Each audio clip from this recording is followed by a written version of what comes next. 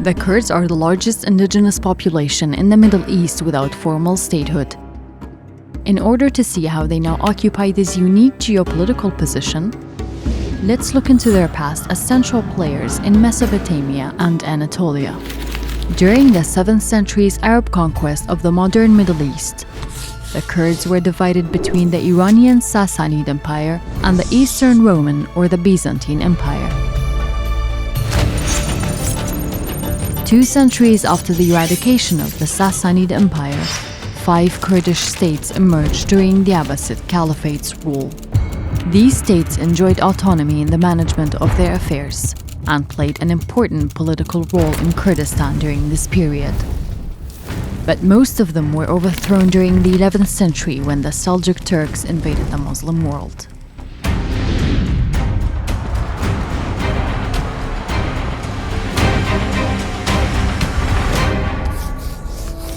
In the 13th and 14th centuries, Tatar Mongols invaded Kurdistan, and most of the Kurdish areas were destroyed by Temur Lenk, who subjected many Kurdish principalities to his rule. Following the Mongol invasion, 2 Turkmen states emerged, Karakoyunlu and Akkoyunlu, the Black Sheep and the White Sheep. But Kurdistan subsequently fell under the rule of the Persian Safavid Empire. The Ottoman Sultan decided to react and sent a large army to the region, joined by Kurdish forces.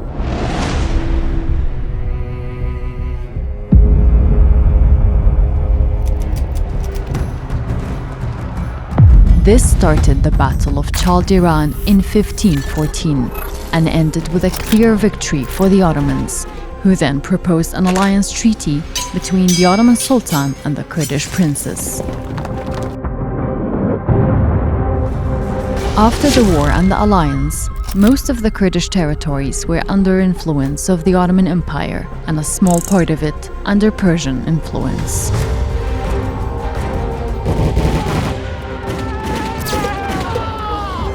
Although the Kurdish princes were required to formally recognize the Ottoman Sultan's rule, the Kurds retained their principalities and remained autonomous in their policies.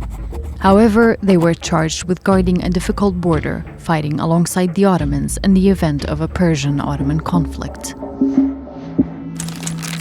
In the early 16th century, according to the Kurdish historian and prince Sharaf Khan Bedlisi, Kurdistan was divided into 48 Kurdish principalities. In his famous book Sharafnama, he refers to the largest Kurdish principalities of Ardalan, Hakkari, Amedi, Jazira and Hasankeyf, which make Friday prayers in the name of their prince and mint their own money. The most important feature of many of these principalities was their development and culture, as mentioned by the Turkish traveler Evliya Çelebi in his book of travels Siyahatnama during his trip to this country in 1655. Over the centuries, the power balance between these various principalities fluctuated. Internal conflicts between princely families ended up weakening them all, but outside influence also played a role. Kurdistan became an arena of conflict between Europe's colonial powers. At the same time, an increasingly powerful Russia pursued an expansionist policy. This expansionism greatly affected the Ottoman Empire's government's own borders and influence. And when the Russians began to push into Kurdish territories, the British Empire prompted to defend its interests in the area. They feared that the Russian seizure of Kurdish territories would eventually spread and cut them off their strategic Indian trade routes. In the 19th century, the Ottoman Empire's strength had dissipated significantly. The Turkish Empire implemented a policy of centralization to cope with its decline. The English, preferring to deal with a single negotiator rather than with a myriad of states and princes, assisted the Ottoman Empire in its centralization efforts. In the interest of consolidating power, the main objective was the dissolution of Kurdish principalities. The Kurdish princes then became aware of the danger that this policy of centralization posed to their states and their power. So they led 3 major movements against the Ottoman Empire with the aim of expansion and autonomy.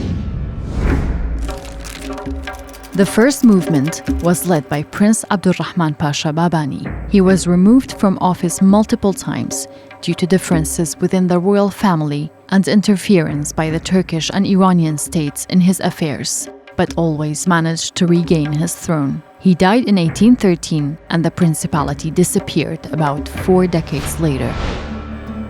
The second movement was led by Prince Muhammad Pasha of Soran. He began manufacturing weapons, especially artillery, and minted money in his name. After uniting his home front, he waged a war against the Ottoman Empire and managed to annex most of the territory of the Principality of Badinan and Botan. The Ottoman Empire launched a major campaign against the prince and eventually defeated him in 1836.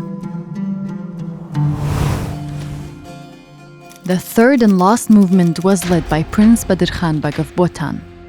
After he managed to unite most of the Kurdish principalities of northern Kurdistan in an alliance, with the aim of further expansion and independence, the Ottoman Empire launched a major campaign against him in 1847.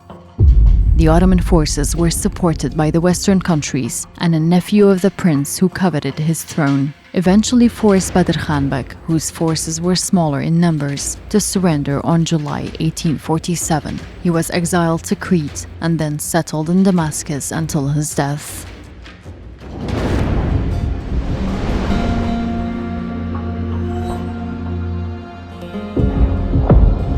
This marked the end of the era of Kurdish principalities, and Kurdistan was directly subject to the domination of the Ottoman Empire.